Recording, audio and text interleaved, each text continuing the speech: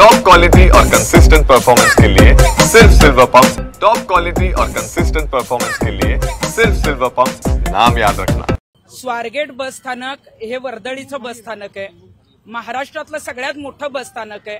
ST मध्ये आपण बघतोय की 50% महिलांना तिकीट असतं आणि म्हणूनच महिलांचा टक्का जो आहे तो एसटी मध्ये प्रवास करण्याचा वाढलेला आहे। सरकारची ही यंत्रणा असल्यामुळे एसटी मध्ये जास्त महिला विश्वासाने प्रवास करतात, परंतु स्वारगेटमध्ये जी काही घटना घडली ती तर भयंकर आहेच। अशा पद्धतीने वर्दळीच्या ठिकाणी पहाटेच्या सुमारास जो आहे तो एखादा व्यक्ती येतो आणि एखाद्या महिलेवर बलात्कार करतो, हे भयानक आहे एकदम। आणि त्याच्यानंतर जे आहे ते आरोपी 48 तास उलटून गेले तरी पोलिसांना सापडत नाही।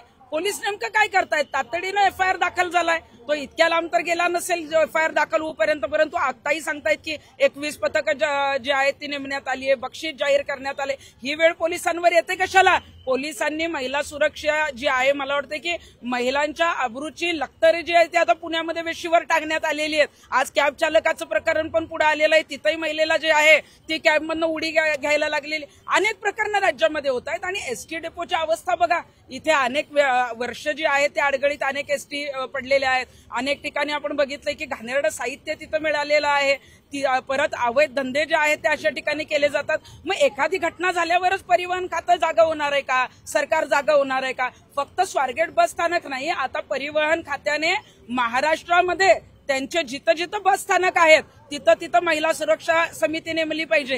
कारण अशा घटना जर होत असतील तर महिला पुढे येणार कशा? कालपासून आम्हाला महिलांचे, तरुणींचे फोन येत आहेत की आम्ही आता बाहेर जात असतो, आम्हाला भीती वाटायला लागली आहे। मग ही भीती जेव्हा वाटायला लागते तेव्हा मला वाटतं की हे गंभीर आहे, त्यामुळे तातडीने या आरोपीला अटक झाली पाहिजे। हे प्रकरण फास्ट ट्रॅक कोर्टात नेलं पाहिजे आणि फास्ट ट्रॅक कोर्टाचाही लवकर निकाल लावा हो, कारण त्याला फाशी झाली पाहिजे। दरवेळी फास्ट ट्रॅक कोर्टात प्रकरण जातं आणि कुठलेही निकाल लवकर लागत नाही आणि म्हणूनच आरोपींची जी हिंमत आहे ती वारंवार वाढत चालली आहे।